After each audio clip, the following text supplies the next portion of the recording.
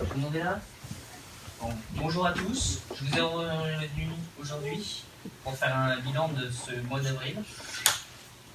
On a commencé il n'y a pas longtemps, on était une nouvelle entreprise, nouvelles idées, innovations. Avec tout ça, j'étais sûr qu'on allait conquérir le marché en rien de temps, réussir et devenir des leaders. Sauf que, au vu du bilan, c'est pas trop le cas. On va même dire que c'est assez faible. Donc on est en passe de faire faillite d'ici 2 semaines. Et franchement, j'ai aucune idée de comment empêcher ça. Donc je voudrais votre avis, que vous me donniez vos ressentis, vos impressions, enfin quelque chose quoi, pour qu'on ait matière à essayer d'inverser la tendance. Donc allez-y, qu'est-ce que vous pensez? Bien.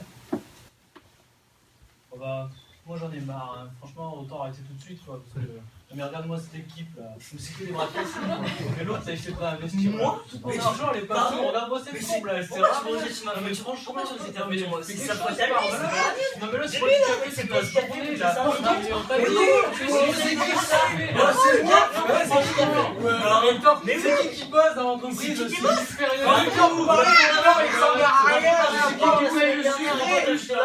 C'est qui paye le café aussi? C'est qui boit le café? C'est toi. Le café. Moi je suis sur les rotules, je vois pas ma femme, il voit pas mes gosses. J'en ai rien à faire moi, votre café moi. C'est votre café là, nous on en a marre.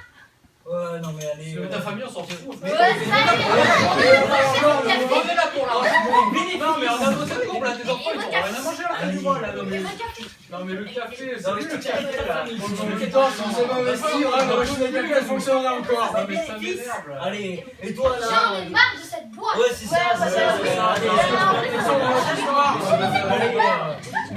non, je t'écoute pas. Et le patron là, faire toujours une nouvelle Mercedes toutes les semaines. Non mais l'argent avec votre truc qui ressemble à rien, c'est qui tu vas sur les chantiers là? Arrêtez de vous chamailler. Mais tu vas sur les chantiers, c'est pas le café que tu vas sur les... Et alors je vais sur les chantiers, c'est moi qui me déplace. Allez, c'est ça, ouais. Les gens ils t'ont dit café, tu pleures encore. Et vous pensez que votre travail il est dur? Moi je reçois toutes les plaintes, donc votre travail Allez, c'est qui qui a fait son bac pour ça?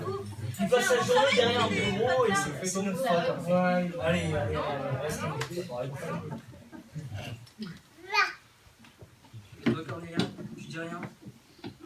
Bah, écoutez, c'est vrai que la situation elle est critique. Et je pense pas que vous soyez tous sur les nerfs et que même pour certains vous soyez au bout du rouleau. C'est vrai que c'est difficile d'être confiant face à un avenir qui paraît excessif. Cependant, il existe une solution. Ah ouais, une solution, j'ai envie de savoir laquelle. Laissez-moi vous raconter un peu mon histoire. En fait, c'était un moment de ma vie où j'étais moi aussi au bout du rouleau et où l'espoir de voir que mon avenir s'améliorait me semblait impossible. Comment j'en suis arrivée là?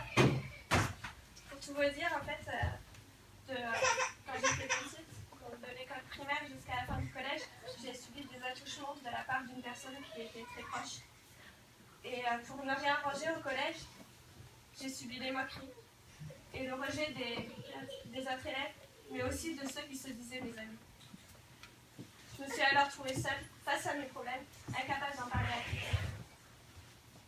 C'est difficile de faire confiance en les autres, quand ceux qui nous ont le plus blessés, c'est ceux qui devraient être là pour nous aider et pour nous soutenir dans les épreuves. J'avais perdu cette confiance en les autres, mais aussi en mon avenir. Et j'avais perdu toute estime de moi-même. Tout cela, ça m'a entraînée dans une grosse dépression.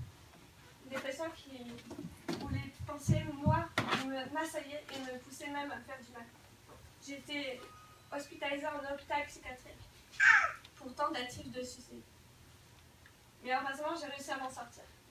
Comment vous allez dire comment on peut s'en sortir? Grâce à Jésus.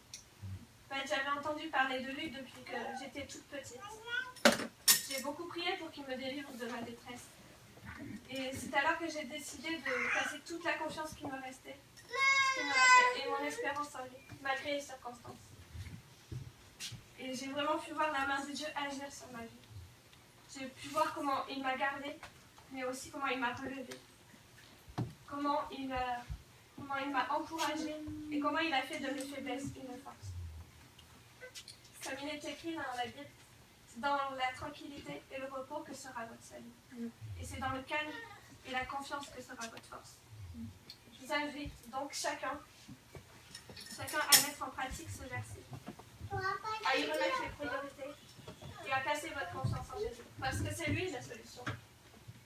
C'est lui seul qui peut vous tirer de votre détresse. C'est lui seul qui peut mettre la paix dans votre cœur et vous accorder le salut. Je peux aussi vous donner cet exemple de Daniel, cet homme de la Bible qui s'est retrouvé dans une fosse lui-même.